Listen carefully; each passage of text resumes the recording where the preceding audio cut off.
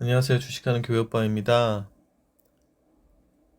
네, 10월 7일이네요. 네, 날씨가 많이 쌀쌀해졌고요. 아침하고 밤에는 좀 춥다고 느껴지는 정도가 된 것 같습니다. 다들 감기 조심하시고, 네, 아프지 않고 건강하시기를, 네, 기원합니다. 오늘은, 네, 시장이 요새 별로 좋지 않죠. 네, 코스피, 코스닥, 뭐 미국 지수도 좋지 않은 영향도 있고, 경기도 좋지 않고 고금리가 계속 유지가 되고 있기 때문에 그런 영향도 많이 있는 것 같습니다. 어, 오늘은 사람들이 열광했던 어떤 주식들을 좀 복귀하는 시간을 가져보려고 합니다. 최근에 이제 2차전지, 2차전지 관련주들이 이제 좀 많이 시들시들해지고 있죠. 어, 상승할 때는 이제 끝없이 올라갈 것 같지만 조정을 받기 시작하면 또 이제 수익을 봤던 사람들이 이제 팔기 시작하면서 이제 매도 세에 이은 하락이 계속 나오게 됩니다. 네.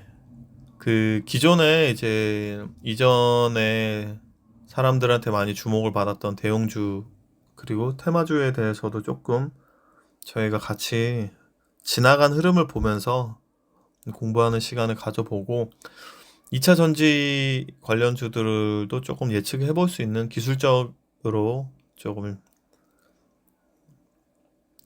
그렇게도 분석을 해보는 시간을 가지려고 합니다.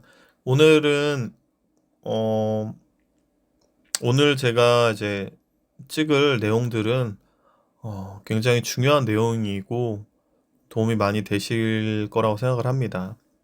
네. 그러면 네, 들어가 보도록 할 건데요. 네, 우선은 지수를 한번 보고 들어갈게요. 원래 지수가 제일 중요하잖아요. 지수가 좋지 않을 때는 어차피 뭐 테마주를 강력한 테마주를 빼고 나머지 종목들은 다 영향을 받을 수밖에 없으니까 지금 보시면 이제 코로나 때 이제 그 대상승장은 여기서 꺾여서 이렇게 많이 내려오다가 다행히 이제 여기가 바닥을 뚫어내는 이제 어느 지점인데 여기서 바닥을 지지하고 코스닥 차트입니다. 코스닥 지지하고 많이 올라왔다가 떨어졌죠. 근데 코스닥은 아마 2차 전지의 힘이 컸죠. 아이들 종목들이 시가총액도 많이 커지고 부피가 커짐에 따라서 지수에 코스피의 삼성전자에 영향을 미치듯이 코스닥 시장에도 영향을 많이 미칠 수 있는 정도가 되었고 2차 전지 관련주들이 많이 오르면서 바닥에서 좀 강력한 상승이 나오고 시장의 약세와 2차 전지주의 약세를 때문에 이제 다시 지수가 떨어지고 있습니다. 그러니까 이 구간 이 이제 모든 이평선들이 우상향하고 있는 구간을 이제 흔히 우리가 정배열이라고 하는데 이제 요 정배열의 구간이 끝나고 요 역배열의 구간으로 들어섰죠. 모든 이평선 아래에 주가가 위치하는 이거는 이제 122선을 이탈했다는 것은 굉장히 한번 추세가 꺾였다. 또 여기서 하락으로도 전환될 수 있는 가능성이 높다라고도 볼 수 있는 신호인데요. 네, 어쨌든 지금 급격하게 네, 떨어지고 아마 떨어졌으면 어느 정도 조정을 주고 그다음에 또 다시 이제 거기를 이제 바닥을 지키고 옆으로 횡보하거나 근데 떨어질 가능성이 제가 볼 때 좀 더 높아 보이고 왜냐면 미장도 좋질 않아서 그렇게 보시면 되고 그다음에 왜 이렇게 지수가 떨어지느냐는 쉽게 생각하시면 좋을 것 같아요. 저도 주식을 오래 했지만 어, 뭐 당연히 금리나 뭐 시장 상황이나 뭐 여러 가지 많은 요인이 있지만 굉장히 심플하게 생각하시는 게 제일 편하고요. 시장이 경기는 안 좋은데 주식은 상승 추세다. 그러면은 투자하시는 분들은 그냥 그거를 이제 지수가 상승 추세라는 걸 감안하고 이제 그 안에서 매매를 하시면 되고요. 경기가 안 좋은데 주가는 올라가서 나는 이거 투자를 할 수 없다. 그런 식으로 하시면 주식시장에서 제가 볼 때는 수익이 잘 안 거의 내기 힘들지 않을까 싶어요. 왜냐하면 뭐 경기는 좋은데 주식시장 안 좋을 수도 있거든요. 그러니까 이게 무조건 100% 이렇게 그 연동되지 않아요. 그래서 시장이 뭐 경기는 좋은데 주식시장이 떨어진다. 그건 나는 그냥 이제 시장을 보고 경기를 보고 주식을 사겠다. 그러면 이제 계속 떨어질 수도 있고요. 네, 어쨌든 뭐 그렇습니다. 그래서 지수는 지금 밑에서 많이 올라왔기 때문에 더 이상 올라갈 수 있는 힘도 없고 2차 전지도 이미 다 너무 많이 올라왔고 하니까 힘이 없죠. 그러니까 코스피도 떨어지고 코스닥도 뭐 마찬가지로 떨어지고 하는 부분이라고 보시면 될 것 같습니다. 자, 오늘은 그 아까 얘기했던 것처럼 사람들이 열광했던 대형주 그리고 테마주 흐름을 좀 보면서 이들은 어떻게 상승했고 어떻게 조정을 받았고 그런 것들을 좀 공부를 해보도록 하겠습니다. 자, 우선은 제가 우선 실적을 가지고 올 건데요. 실적들을 보면서 얘기를 해보도록 하겠습니다.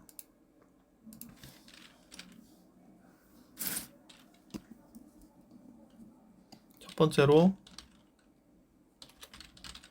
삼성전자를 보겠습니다.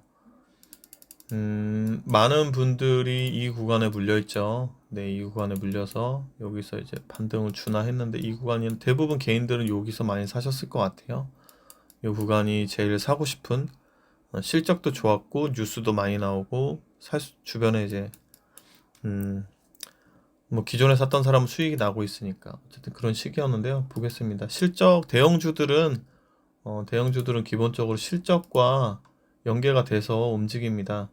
이제 네이버 증권에서 가져왔고요. 2020, 21, 22, 23, 23년은 다 예정입니다. 영어로 2라고 되어 있죠. 지금 아직 2023년도이기 때문에 그건 이제 내년 넘어가야 이제 분기 보고가 마감이 되기 때문에 지금 보시면은 2020년에 이게 억 단위이기 때문에 26조입니다. 그 다음에 39조, 55조, 그 다음에 이제 올해가 이제 쪼그라들었죠. 보시면 2022년이 최대입니다. 이때가 최대고요. 그러니까 실적은 이렇게 올라갔다가 이렇게 쪼그라든 거예요. 근데 이제 쪼그라들었으니까 이제 이런 식으로 실적은 올라오겠죠. 컨센서스도 그렇고요. 자, 보시면 그 2022년이 그 역대 최대 였는데 아마 이제 2022년이잖아요. 2022년이 끝이 여기잖아요. 근데 주가는 여기서 고점을 쳤단 말이죠. 그러니까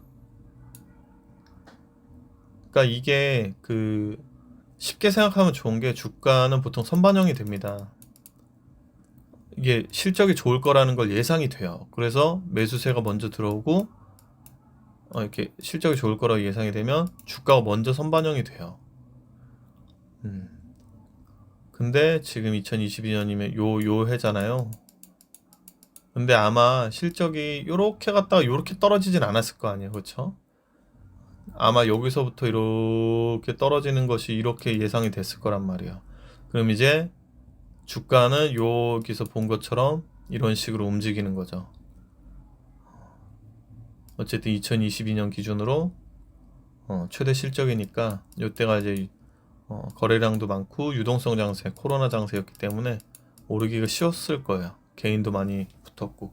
원래 삼성전자가 오르기 쉽지 않은데 이제 개인, 기관, 또 외국인 다 합쳐서 매수세에 나서서 이런 흐름이 나왔고 그래서 대부분 이제 쉽게 얘기하면 이제 손이 제일 많이 나가는 구간이 이런 구간이죠. 이런 구간입니다. 그래서 제가 2차 전지를 말씀드릴 때도 제가 배터리 아저씨를 별로 좋아하지 않았던 게 그 개인들이 손이 많이 나가는 구간을 제가 알기 때문이에요. 차트 보면 비슷하죠? 어디서 손이 많이 나갈까? 여기서 손이 많이 나갑니다. 아니면 또 여기서 손이 많이 나가거나. 다행히 여기서 사신 분들은 뭐 조정받고 여기까지도 수익권이 왔겠죠? 근데 뭐 주가가 떨어졌으니까 볼까요? 여기서 사셨던 분들도 거의 원금으로 다시 수익률이 다 그대로 돌아오는 시기일 것 같아요. 네. 어쨌든 다시 돌아가겠습니다. 2차 전지 관련해서는 조금 이따 다시 얘기를 할게요. 그래서 제가 말씀드리려고 했던 거는 실적과 주가의 어떤 움직임입니다. 실적이 주가가 실적의 선반영에서 먼저 상승이 나타나고 그 다음에 이제 고점을 찍고 떨어지는 형태. 삼성전자는 그런 형태였고요. 그러니까 중요한 게 그거죠. 지금의 최대 실적이 중요한 게 아니라 내년이 중요한 거죠. 내후년. 주식은 내 미래를 먹고 살기 때문에 요거를 좀 인지하셨으면 좋겠고요. 그 다음 또 보겠습니다. 카카오라고 있었죠. 카카오는 엄청난 상승을 보여줬습니다. 카카오의 실적을 보면 2020년에 1000억이었는데 2021년에 16조를 벌고 그 다음에 2022년에 1조로 줄어들었다가 2023년 올해 이제 예상 영업 당기순이익이 3천억으로 줄어듭니다. 그러니까 2021년에 거의 2020년 대비 거의 10배 가까이 올랐다가 지금 다시 2020년에 거의 2배 수준으로 완전 쪼그라든 거예요. 그러니까 이게 죄송합니다. 여기서 이렇게 올랐다가 이렇게 쪼그라들었다가 이렇게 쪼그라들었다가 그러니까 지금 주가를 보면 비슷하죠? 2021년이 최대 실적이었는데 2021년 최대 실적을 기록할 때 주가도 같이 피크를 쳤어요. 그 다음에 이제 실적이 줄어들면서 주가도 조정을 받았죠. 근데 실적이 계속 줄어들어요. 그리고 카카오는 그 너무 골목 상권도 침해하고 뭐 그런다 해서 이제 규제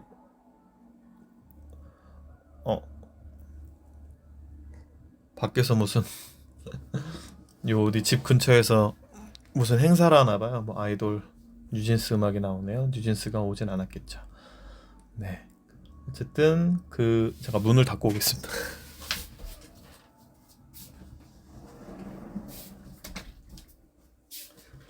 네.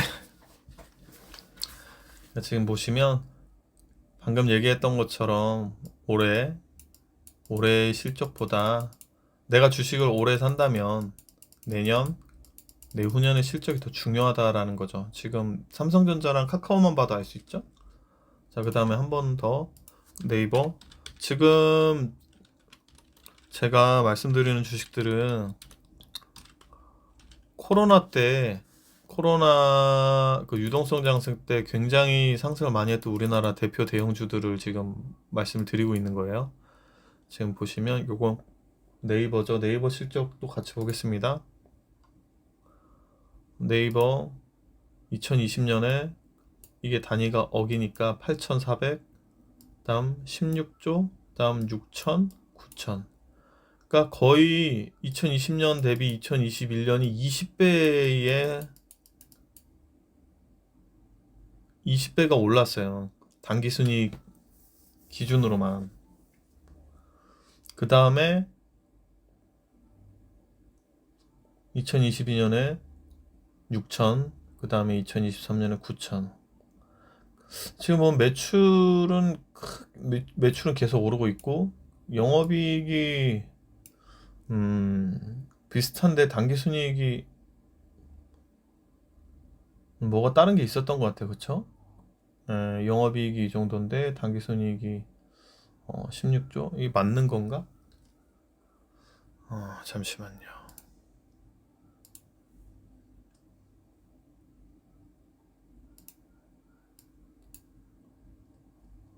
잠시만요.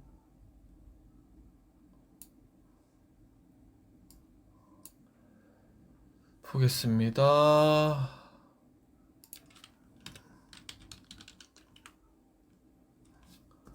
네이버.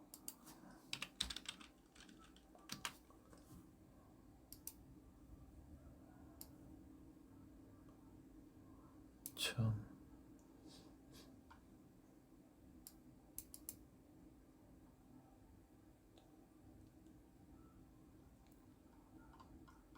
음.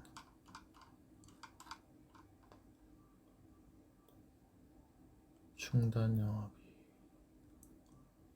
지배주주 순위. 네, 어쨌든 네, 어떤 뭐가 있었나 보네요. 나중에 한번 찾아보겠습니다. 어쨌든 그렇습니다. 지금 보면 단기 순이익이 급증을 했고, 그다음에 다시 줄어드는 모습인데, 카카오랑 다른 점이 카카오는 계속 줄어들었죠. 근데 다행히 그 네이버는 2022년을 저점으로 2023년 올해는 전년도보다 한 3천억 정도 많은 그 단기 순이익을 기록할 걸로 보이고, 지금 보면은 아까 지금 네이버는 어느 정도 바닥에서 조금 반등이 나왔죠. 근데 카카오 같은 경우는 보면은 반등이 없어요. 반등 없이 계속 죽어나죠. 그러니까 이게 실적의 차이가 있는 거죠. 카카오는 지금 16조, 1조 3천억 계속 줄어들고 있잖아요. 내년도 줄어들지, 내년은 반등을 할지, 이거는 뭐 증권사 컨센서스를 좀 봐야 하겠죠. 그 다음에 그 셀트리온을 한번 볼게요. 셀트리온으로 넘어가겠습니다. 지금 실적과 그 주가의 흐름은 굉장히 중요한 기본 데이터가 됩니다. 왜냐하면 기존에 우리나라 주식들이 어떻게 움직였고, 또 지금도 내가 관심이 있어 하는 종목들이 실적이 어떻고, 주가의 흐름이 어떻고, 미리 예측할 수 있어야 되거든요. 그러니까 그냥 좋다고 해서 따라가는 게 아니라, 그 전에 많은 주식들의 흐름을 봤을 때 이 종목은 지금 뭐 실적 대비 주가는 싼데 차트가 좋지 않다, 아니면은 차트는 좋은데 주가가 너무 비싸다, 그런 것들을 본인이 이제 분별을 할 수가 있어요. 자, 그럼 보겠습니다. 이번에는 셀트리온인데요. 이게 셀트리온의 실적입니다. 보시면 셀트리온도 되게 의미가 있어요. 셀트리온도 공부를 할 만한 게, 기본적으로 대형주는 실적을 따라갑니다. 왜냐하면 이제 뭐 작전주나 뭐 테마주 같이 일부의 세력이 매집을 할 수 있으려면 매집을 할 수가 없어요. 왜? 시가총액이 크니까. 400조짜리 삼성전자 어떻게 매집하나? 못하죠. 그냥 원하는 대로 움직일 수가 없어요. 영향은 끼칠 수 있으나. 그래서 대형주들은 주로 실적을 따라서 움직이고, 그러니까 오히려 대형주 같은 경우는 실적을 미리 자기가 예상을 잘하면 매매하기가 좋은 건데, 어쨌든 그다음에 이제 시가총액이 조금 작은 종목들은 작전주나 어떤 테마주로 주가가 이제 변동성이 굉장히 심한 급등락이 나타나기 쉽죠. 그래서 이런 것들 흐름을 같이 공부하시라는 거고요. 셀트리온은 대형주이긴 하지만 어떤 바이오 어떤 관련주의 특성상 굉장히 변동성이 좀 심하게 많이 나타났던 종목, 변동성이 많은 축에 속하죠. 그 다른 이제 바이오들 날아가는 그런 주식들처럼 그런 흐름은 아니지만, 자, 어쨌든 보겠습니다. 셀트리온 2010, 2020, 22, 23 예상. 실적은 셀트리온 매출이 계속 늘어나고 있고요. 다음 영업이익도 20년에 5,000, 200, 5,900, 5,400, 6,300. 올해 좀 3년 동안 지지부진하다가 올해부터 조금 늘어나고 있네요. 그 증권사 컨센서스 가시면 그 내년, 제가 지금 말씀드린 게 뭐냐면 올해보다 내년보다 내후년 계속 실적이 늘어날 주식을 제가 보라고 말씀드리잖아요. 그걸 어디서 보실 수 있냐면, 음,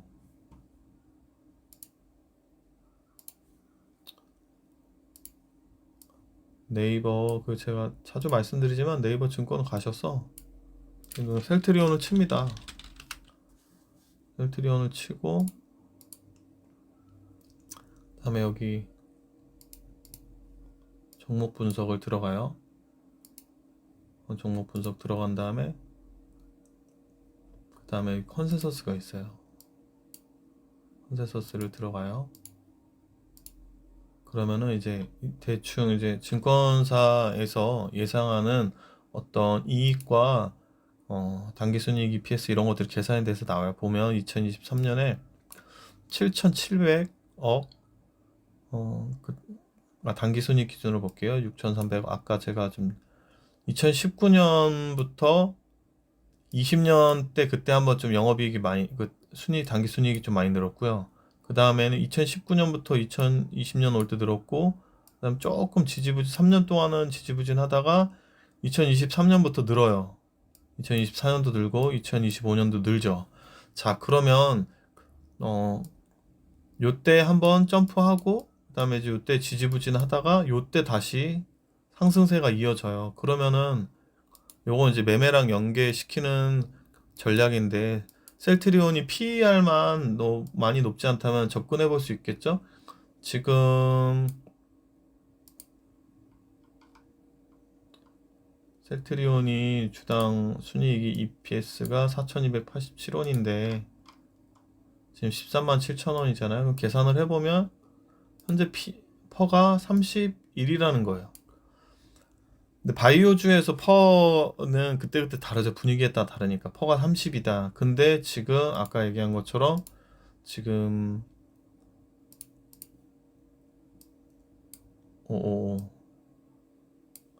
여기 보시면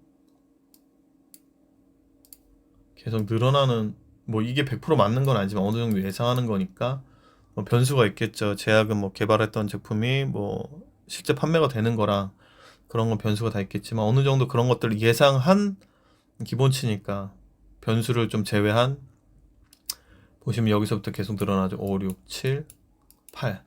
근데 그러면 지금부터 지금의 퍼가 30인데 지금보다 주가는 영업이익이 1,000억씩 매년 1,000억씩 올라갈 수 있다. 그러면은 주가가 유지되는 수준이라면 실적이 올라오니까 점점 퍼가 떨어지겠죠?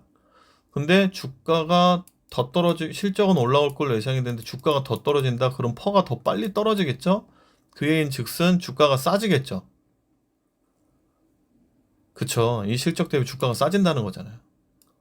그럼 이제 셀트리온 같은 경우는 여기가 뭐 이제 여기 의미 있는 이제 지지선이라고 보겠지만, 만약에 지금 지수가 안 좋으니까 이걸 깨고 내려갈 수도 있겠죠. 실적이 좋아도 지수 영향을 받으니까. 그래서 만약에 셀트리온이 뭐 쭉 빠진다, 뭐 10만 원대까지 빠진다, 그러면은 실적 대비 내년 내후년 계속 올해 내년 내후년 실적이 느는데 주가가 빠진다. 그러면 점점점 퍼가 31인데 아마 계산하면 뭐 한 20배 정도까지 내려오겠죠. 그럼 이제 좀 매력적인 구간이 내려올 수도 있는 거죠. 그쵸? 그러니까 그런 식으로 이제 그 연계를 시키는 거예요. 실적과 밸류에이션과 차트를 연계를 시키는 거예요. 그래서 기업에 가치 투자를 한다라고 했을 때는 이 세 가지를 무조건 봐야 된다라고 저는 말씀을 드리는데, 어쨌든 셀트리온 보다가 갑자기 넘어갔네요. 실적을 보다가 다시 넘어오겠습니다. 그래서 지금 셀트리온에서 말씀드리고 싶은 건 뭐였냐면, 지금 보면 단기순위 기준으로 고만고만해요. 올해 이제 만 조금 작년보다 늘 것 같은데, 근데도 지금 주가가 떨어지고 있죠. 근데 이제 보시면 2020년, 이제 21년, 뭐 22년 그렇잖아요. 이게 이제 시작이고 끝이니까. 요때부터 이제 요때까지인데, 지금 보면 20년, 21, 22, 23이 별로 차이가 없는데 주가는 여기서 이만큼 갔다가 이만큼 떨어졌다가 다시 여기서 또 떨어지고 있어요. 그러니까 약간 그 바이오 업종의 특성상 이제 성장성, 그리고 어떤 재료, 그런 것들 영향을 받기 때문에 셀트리온 같은 경우는 이런 식의 흐름을 보였다라고 보시면 될 것 같아요. 조금 대형주랑 흐름은 다르죠. 실적하고 동일하게 움직였던 흐름은 아닙니다. 실적이 고만고만해도 주가는 이렇게 올랐다 이렇게 떨어졌다가 실적이 오르는데도 뭐 지수가 안 좋으니까 지금 이렇게 떨어지고 있는데, 이런 것들에 대한 우리가 인지가 되어 있어야 된다는 거예요. 그러니까 주식이라는 것 자체가 이게 좋으니까 무조건 주식은 올라간다라고만 볼 수는 없다라는 거죠. 그리고 좋은 종목이라도 비싸게 샀을 때는 이런 하락이 나타날 수 있다. 지금 보시면 마찬가지잖아요. 셀트리온도 여기서 봤으면 여기까지만 볼게요. 얼마나 좋아요. 상승 조정, 상승 조정, 상승. 그럼 계속 이렇게 가지 않을까? 생각할 수 있잖아요. 근데 이 종목의 흐름은 어떻게 가나요? 지금 보면 여기서 꺾여서 내려오잖아요. 그쵸? 길게 봤을 때는 많이 올랐지만 여기 그 최근만 봤을 때는 그쵸? 그러니까 우리가 이런 것들을 생각을 하면서 2차 전지를 봐도 여기서 볼 때는 당연히 계속 올라갈 것 같죠. 야, 미쳤어, 미쳤어, 미쳤어, 야, 미쳤어, 이렇게 갈 거야. 근데 그 다음 어떻게 되나요? 이렇게 되잖아요. 그러니까 이게 여기 121선도 깨고 하향이 이제 역배열 구간을 이제 이러면 이제 올라가면 이제 여기를 뚫기가 힘든 거죠. 돈이 더 많이 들어오지 않는 이상. 그럼 여기서 이렇게 흐른단 말이에요. 그럼 이제 어디서 지지를 해줄 것이냐 그게 되게 중요해지는 구간이 나타나는데 음, 어쨌든 다시 돌아가겠습니다. 셀트리온을 보면서 말씀드리고 싶은 건 바이오주는 실적보다 어떤 재료, 그다음 어, 바이오 업황 또 뭐 출시하는 어떤 제품의 이슈 그런 것들이 영향을 많이 미친다. 그런 것들을 어, 보여드리고 싶었고요. 그 다음에 약간 테마주로 넘어가 볼게요. 테마주로. 그냥 뭐 지금 했던 테마주 말고 이전 코로나장 때 그때 이제 신일제약. 그러니까 우리나라 이제 대형주 또 그다음 테마주 그다음 그런 종목들이 어떻게 움직였냐라는 거를 제가 공부하자라는 거죠. 왜냐면 우리나라 시장을 움직이는 돈들은 정해져 있어요. 2차 전지에만 무슨 특별하게 다른 돈들이 들어가는 게 아니라는 거죠. 그래서 우리나라 주식을 움직였던 그런 돈들이 어, 어떤 흐름을 보였었냐, 그 돈들이 들어갔던 주식이 어떤 흐름을 보였었냐를 공부하는 게 더 중요한 겁니다. 자, 신일제약도 볼게요. 코로나 때 뭐 미쳤었죠, 얘는. 이렇게 올라갔어요, 이렇게. 다 똑같아요. 오르다 조정받고, 아이고, 오르다 조정받고, 이렇게 올라가면 우리가 지금까지 봤던 종목들 이렇게 보면 뭐가 보이나요? 이렇게 갈 것 어이구, 어이구. 다 이렇게 갈 것 같아 보이잖아요. 그렇지 않나요? 차트 너무 이뻐. 근데 신일제약의 실적을 볼게요. 75억 벌던 회사에 75억. 당기순이익 75억. 이 회사가 이때 시가총액이 얼마, 지금 시가총액이 795억. 795억인데, 지금 시가총액은 당기순이익의 한 10배 되니까 퍼가 10 정도 되는데 볼까요? 이 회사가 퍼가 10을 적용받았을 때 지금 지금의 시가총액이 795억이고 당기순이익 75니까 대충 그냥 정확하지 않지만 나눴을 때 한 당기순이익이 이제 시가총액의 10분의 1 정도 되니까 퍼가 10이라고 봤을 때 퍼가 신일제약이 만약에 2020년 기준으로 그냥 2022년 기준으로 할게요. 그러면 이제 122억이니까 706 퍼가 6 정도 된다고 봤을 때는 6,700원까지 내려오는 거죠. 대충 지금 한번 퍼를 볼까요? 신일제약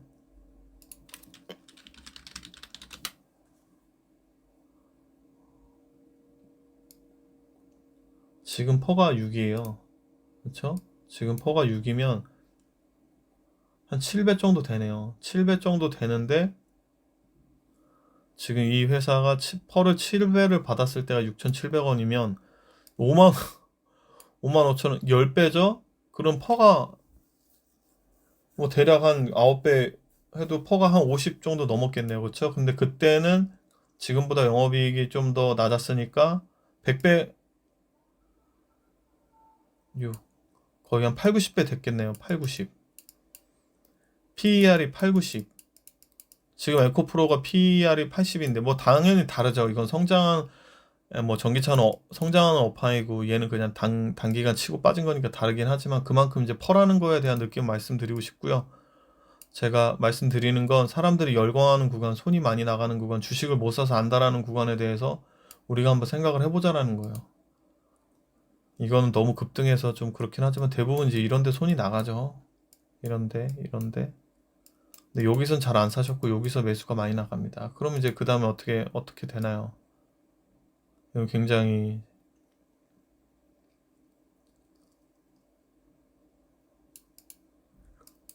121선을 깬다는 게 어떤 의미인지, 이 121선을 깬다는 게 어떤 의미인지, 121선 아래 있다는 게 어떤 의미인지 공부가 되셨으면 좋겠어요. 자, 우리가 뭐 2차전지 대장주 중에 하나였던 121선을 깼잖아요. 이게 어떤 의미인지 그것도 생각을 해보셨으면 좋겠고, 같이 연계해서 계속 다른 것들을 말씀드리는 거예요. 2차전지 사람들 너무 많이 샀으니까. 그다음에 이제 어쨌든 신일제약 방금 전에 말씀드렸죠. 실적은 진짜 별 볼 일 없는데 그냥 코로나 이제 치료제 그런 거 관련 이슈로 주가를 띄우면 사람들 다 따라오니까 그렇게 하고 주가는 나중에 죽은 거죠. 죽어버렸죠. 그 다음에 시젠은 진단키트 관련주였잖아요. 실적도 굉장히 좋았습니다. 실적도 좋았는데 실적 볼게요. 시젠이 실적이 지금 보시면은 거의 5천억, 당기순이익 5천억, 1,800억 적자. 그러니까 코로나 때만 돈을 벌고 그 다음엔 이제 없는 거예요. 그럼 자, 이 종목도 볼게요. 이 종목도 마찬가지입니다. 자, 이렇게 올라왔어요. 이렇게 올라오면 자, 이러면은 이제 다 미치는 거예요. 그러니까 이게 삼성전자도 그렇고 카카오도 그렇고 네이버도 그렇고 2차전지도 그렇고 뭐 다른 테마주도 그렇고 사람들이 이게 상승이 계속 지속이 되면 이제 뭐 뉴스에 나옵니다. 뉴스에 나와요. 근데 요 뉴스는 이제 많이 올라왔을 때 뉴스에 나와요. 그러고 이제 계속 상승하면은 사람들이 이제 어 사봐야 되는 거 아니야라는 생각이 듭니다. 그러니까 이게 제가 말씀드렸던 게 뭐냐면 기본적인 기업의 이제 밸류에이션, 이 회사가 지금 얼마를 벌고 이 회사가 지금 PER이 얼마고 내년의 실적은 어떻게 되고 기업 가치가 지금 얼마나 되냐, 그런 거에 대한 분석이 없어요. 그냥 이렇게 상승하기 시작하면 그냥 이제 이 상승에 취해요. 그러니까 저는 제가 이걸 말씀드리는 게 앞에 있었던 큰 종목들, 사람들이 관심을 가졌던 열광했던 그런 종목들, 이제 대형주도 말씀을 드리고 테마주도 말씀을 드리고 그 종목들의 흐름이 어떻게 됐나, 그리고 2차 전지는 과연 어떻게 갈 것인가라는 거에 대해서 연계를 지어서 생각을 해봐야 된다는 거죠. 그냥 단순히 뭐 침투율이 적고 앞으로 늘어날 수밖에 없으니까 주가가 오른다, 그거는 너무 누구나 알고 있는 거잖아요. 알고 있는 거지만 그 안에서 내가 어떻게 더 디테일하게 들어갈 것인가라는 부분이지. 삼성전자도 실적이 최고치를 다했을 때 사람들이 고점에 샀고요. 네이버, 카카오도 마찬가지였어요. 시젠, 신일제약은 그냥 이제 올라가니까 취해서 산 거고요. 다 비슷한 형태를 나타내는 거고, 사람들은 주식을 살 때 대부분 다 비슷하게 생각을 합니다. 사람의 어떤 뇌구조가 그렇게 다르지 않아요. 다른 사람들이 하면 나도 하고 싶고, 저게 올랐으면, 그동안 올랐으면 앞으로도 오를 거라는 생각을, 그런 판단을 하게 되는데, 주식을 잘하는 사람들이 다른 이유가 뭐냐면 이제 많이 오르잖아요. 이제 많이 올랐으니까 떨어지겠구나라는 생각을 해요. 주식을 잘하는 사람들은. 근데 주식을 경험이 없는 사람들은 많이 올라왔으면, 이만큼 올라왔으니까 앞으로도 더 올라가겠지라는 생각을 합니다. 근데 이거는 어디에서 차이가 나타나냐면 경험에서 차이가 나타나요. 제가 배터리 아저씨를 몇 달 전부터인가? 제가 한 달인가 두 달인가? 그때부터 제가 배터리 아저씨를 계속 싫어했던 이유가, 아저씨의 말이 다 그 논리가 없는 게 아니에요. 근데 주식은, 좋은 주식을 투자를 성공 확률을 높이려면 좋은 주식을 싸게 사야 돼요. 좋은 주식을 비싸게 사면 당연히 수익을 내기가 힘들겠죠. 근데 어떤 좋은 종목도 삼성전자도 보세요. 이렇게 많이 올랐잖아요. 그럼 이렇게 더 가나요? 조정받죠? 그 다음 이렇게 올랐잖아요. 더 가나요? 조정받죠?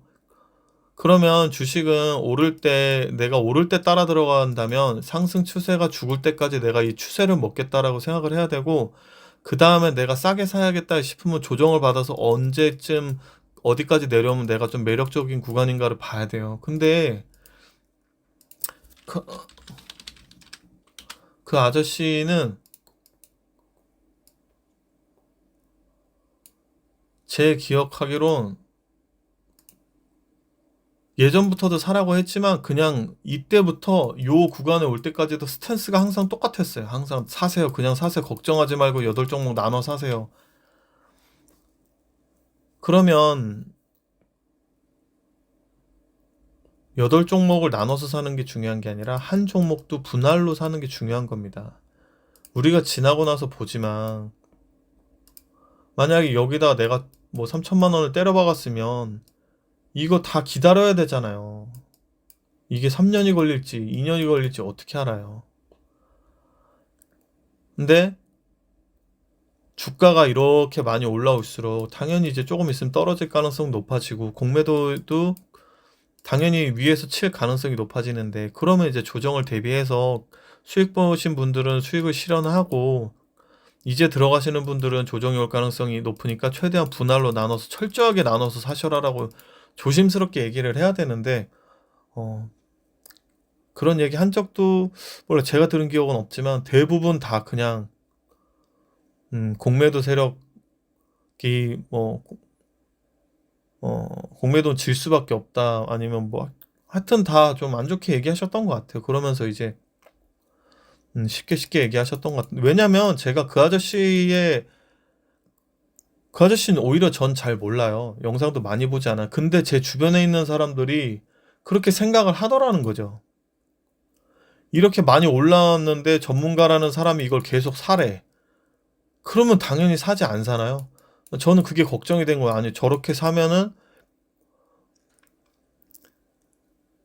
본인이 분석한 능력도 없고 남의 말만 듣고 사면은 분명히 나중에 힘든 시간이 올 텐데, 그래서 쉽게 얘기하면 제 친구가 언제였냐면, 제 친구가 요때였나요? 그러니까 고점을 치고 이제 좀 빠지기 시작하니까, 아, 이제 나한테 살 수 있는 기회를 주는 거는, 친구가 저한테 물어보더라고요. 아, 이제 사도 되냐고. 그래서 제가 아직은 아닌 것 같다고, 나중에 좀 더 빠지면 지켜보라고 했죠. 그래가지고 주가 여기까지 빠진 거예요. 그 친구 만약에 여기서 샀었으면 얼마죠? 지금 손실이 50%죠? 음, 제가 한 2달 전부터 한 요때쯤이었나요? 계속 저는 배터리 아저씨를 진짜 쉽게 얘기해서 까기 시작을 했는데, 결과적으로 제가 예상하던 흐름이 나왔어요. 제가 지금 이 얘기를 하는 건 2차 전지 전기차를 비관적으로 생각하는 게 아닙니다. 확실히 지금 전기차가 안 팔리긴 해요. 전기차가 잘 팔려야 어, 당연히 배터리 수요도 올라가겠죠. 근데 전기차로 빨리 전환이 돼야 되는데, 지금 사람들이 우리나라 같은 경우 하이브리드 판매가 더 많아요. 전기차는 불편하니까 아직 어쩔 수 없잖아. 그러니까 전기차가 확 늘어나기까지는 시간이 좀 걸린다. 1년, 2년, 3년 걸린다. 근데 사람들이 어떤 그런 좋은 분위기가 형성이 됐을 때 주가도 상승할 수 있잖아요. 근데 지금은 너무 이제 주가도 많이 올랐다가 이제 조정을 받고 있는 시기고, 전기차도 이제 많이 팔리지 않아서 보조금 더 주고 있고, 그리고 이제 이미 시장은 이제 전기차 관련주들도 다 어느 정도 꺾여 내려왔고, 그러면 이제 당분간 약세를 나타낼 가능성이 높죠. 근데 어쨌든 전기차나 배터리 업황은 계속 성장을 합니다. 성장을 하고 주가는 떨어지면 떨어질수록 매력적인 구간이 와요. 근데 에코프로비엠 같은 경우도 지금 그 PER을 볼 때, 에코프로비엠도 지금 PER이 80배 정도 됩니다. 근데 에코프로는 당연히 실적이 늘겠죠. 지금 우리가 아까 봤던 종목 분석을 가서 예상을 한번 봅시다. 컨센서스를 볼게요. 컨센서스 보면 올해가 이제 당기순이익 2,700, 4,600, 그다음 내후년이 7,500이죠. 그러면 이제 2년만 지나도 2배 이상 늘어나잖아요. 그럼 그 얘기는 쉽게 적용하면 뭐냐면 지금 주가에서 떨어지지 않고 2년이 지나면 이 퍼는 40이 된다는 얘기예요. 2년 뒤에. 근데 지금 주가에서 여기서 20만 원에서 10만 원대까지 내려가면 그냥 또 거기서 주가가 또 40이 되겠죠. 반이 깎이니까. 그다음 40인데 예를 들면 내후년 2년이 주가가 빠져서 40이 되고 2년이 지나면 퍼가 20이 되겠죠. 그런 식으로 어떤 느낌을 보는 겁니다. 실적이 이렇게 올라오는데 주가가 떨어지면 그만큼 매력적인 구간이 되는 거죠. 근데 실적은 이렇게 천천히 올라오는데 주가가 이렇게 빠르게 상승을 하면 당연히 조정이 나오죠. 제가 계속 그 아저씨를 싫어했던 이유는 계속 나는 충분히 지금 이 갭이 되게 크다고 생각하는데 이 가격이 비싸다고도 보고 조정이 나타나면 크게 조정이 나타날 것 같은데 계속 그냥 시장이 올라오니까 이거 하나만 보고 사라는 거예요. 이 갭이 벌어지고 있는데 그럼 이 갭을 좁히고 갈 거 아니에요. 그쵸? 제가 어려운 얘기하는 거 아니잖아요. 2차 전지가 무슨 전기차가 전기차 배터리가 성장을 안 한다느니 전기차로 뭐 돌아오지 않는다느니 내연기관이 계속 간다느니 그런 얘기를 하는 게 아니잖아요. 실적이 올라가고 그거보다 선반영 되지만 선반영 되면 조정이 필요하다. 근데 지금 이 정도 와 있는 것 같다는 나는 느낌이 드니까 이거를 좁혀주려 주가가 조정을 받으러 가야 되는데 계속 여기서도 사라고 얘기를 하니 그럼 여기서 산 사람들이 조정하는 구간을 다 몇 년 동안 버텨야 될 수도 있잖아요. 그래서 저는 그 아저씨를 싫어한 거예요. 네, 그때도 악플 다셨던 분이 있었는데 왜 지금도 다 와서 악플 달아보시면 좋을 것 같은데 왜 악플 안 다시는지 모르겠네. 제 마음 좀 이해가 되시나요? 왜 제가 그 아저씨를 싫어했던 이유? 제 주변 사람들이 다 그 아저씨 말에 영향을 받기 때문이었어요. 주식을 알지 못하는 사람들은 남의 말에 귀 기울일 수밖에 없기 때문에 전문가라고 하시는 분들은 그래서 말을 조심해야 됩니다. 증권가나 금융가가 싫어했던 거는 그것 때문에 아저씨를 주의했던 거고요. 그래도 뭐 유튜브 많이 나오고 하실 수 있는 거 다 했잖아요. 음, 본인이 얻으실 수 있는 것들은 다 얻어가지 않았나 생각을 하고 어쨌든 2차 전지주는 많이 떨어졌는데 뭐 저는 모르겠습니다. 에코프로 BM은 더 떨어져야 될 것 같고 그 다음에 이제 LG 에너지 솔루션이나 그런 종목들은 실적이 좋죠. 그러니까 이게 문제라기보다 이게 사람이 어떤 게 있냐면 LG 에너지 솔루션 같은 경우는 이제 뭐 퍼가 높았지만 이제 조정을 받고 있잖아요. 이 LG 에너지 솔루션은 우리나라 어차피 2차전지 배터리 중에 1등이에요. 거의 제일 안정권으로 실적이 성장한단 말이에요. 근데 이 종목은 이제 떨어질수록 당연히 매력적인 가격을 주죠. LG 에너지 솔루션 이제 PER을 한번 볼까요? 아이고 솔루션 지금도 LG 에너지 솔루션도 100이 넘었었는데 지금 얼마까지 떨어졌나 모르겠네. 지금 아직도 한 60이네요. 추정퍼가 60. 추정퍼가 60인데 실적을 한번 볼까요? 올해보다 내년이 얼마나 늘어나는지 컨센서스를 볼게요. 지금 보면은 올해가 1조 8천억인데 내년이 3조고 내후년이 4조 8천억입니다. 계속 늘어나죠. 그러니까 지금 약간 PER이 60이라 그러는데 주가가 더 떨어지고 그다음에 시간이 지날수록 왜냐면 실적이 점점 올라오잖아요. 그렇죠? 실적이 올라오는데 주가는 이렇게 떨어질수록 매력적인 구간이 오는 거예요. 지금은 60인데 퍼가 60인데 제가 볼 때 여기서 조정을 더 받는다. 조정을 더 받아서 예를 들면 밑에서 이런 시간을 갖고 있다. 그럼 이제 여기서 실적이 올라올 거 아니에요. 실적이 점점 올라오잖아. 그러면 이제 점점점 시간이 지날수록 매력적인 구간이 발생이 되는 거죠. 근데 아까 얘기했던 것처럼 여기서 사면 어쩔 거냐고. 여기서 사면 어쩔 거냐고.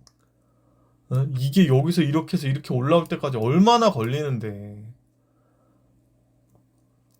그래서 마지막으로 좋은 주식도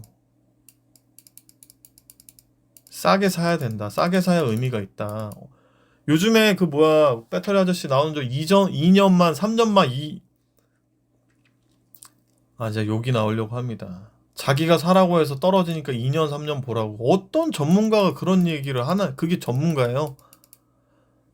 비싸면은 천천히 사라고 나눠서 사라고 좀 기다리라고 했어야지. 주가가 오를수록 조금씩 조심하셔야 될 때가 옵니다라고 얘기를 했어야지. 왜 그때는 계속 사라고 하다가 이제 떨어지니까 기회가 온다고 뭐 그런, 더 얘기하면 욕이 나올 것 같습니다. 사람들이 조금 분별할 줄 알아야 됩니다. 정말 주식을 잘하는 사람이 누군지, 진짜 전문가가 뭔지. 증권회사 애널리스트들의 바보가 아닙니다. 제가 볼 땐 애널리스트들이 그 아저씨보다 훨씬 나아요. 분명 아쉬운 부분이 없다고 할 수 없지만 훨씬 나아요. 적어도 기관 애널리스트들이 그래도, 어쨌든 그만하겠습니다. 저도 이제 애널리스트들 아쉬운 부분이 있기 때문에 어쨌든 그 아저씨는 좀 더 많이 아쉽다 라는 말씀 드리고 싶고요. 네, 벌써 영상이 45분이나 됐습니다. 제가 오늘 말씀드리고 싶었던 건 기존에 사람들이 열광했던 그런 종목들, 대형주, 또 테마주들을 보면서 2차 전지에, 왜냐면 가장 핫했으니까 2차 전지 관련주들의 흐름도 예상을 해보고, 떨어지면 떨어질수록 좀 주가가 매력적이지만 지금 시황이 좋지 않으니까 당분간 약세일 거예요. 약세일 거기 때문에 이전과 같은 흐름 기대하기 어렵고요. 그러니까 이런 것들을 같이 우리가 공부해보자는 거죠. 이게 공부지 뭐가 공부겠어요. 그러니까 예전의 흐름을 보고 지금은 어떻게 될 것인가, 지금의 흐름을 보고 앞으로는 어떻게 될 것인가를 예측해야지. 계속 누가 이거 좋다고 하면 사고, 이거 좋다고 하면 사고 손절하고, 사고 손절하고, 사고 마이너스 보고, 사고 마이너스 보고, 그러다가 질려서 주식시장 떠나고, 이게 대부분 다 그렇단 말이에요. 지금 45분, 47분까지 영상 보신 분들도 거의 없겠지만 여러분 보신 분들 이거 계속 반복하실 거예요? 아니잖아요. 내가 실패했어도 그 다음에 성공해야죠. 내가 마이너스 봤어도 그 다음에 수익을 봐야죠. 저와 여러분이 그랬으면 좋겠고, 제가 여러분들한테 그런 쪽으로 수익을 내고 좋은 종목을 고르고 시장 상황을 보고 그런 걸 분석하는 데 도움이 되었으면 합니다. 어쨌든 오늘은 여기까지 마무리하겠습니다. 긴 시간 시청해주신 분들이 있다면 너무 감사를 드리고 더 좋은 컨텐츠로 찾아뵙도록 하겠습니다. 감사합니다.